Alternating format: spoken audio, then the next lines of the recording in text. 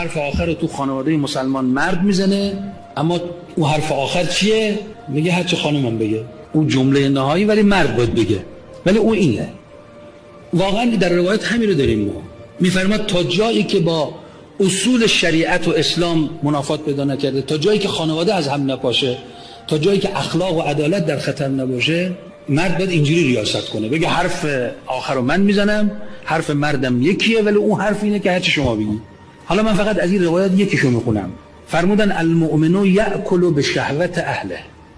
فرمودن مؤمن، مرد مؤمن کسی که حتی تو خونه وقتی میخواد غذا بخوره ببینه خانومش اشتها به چی داره، یأکل بخورد به شهوت اهله، یعنی به اشتهای زنش، ببینه خانومش چی دوست داره، نه که بگه امروز من این غذا رو میخوام تو هم باید همینو بخوری.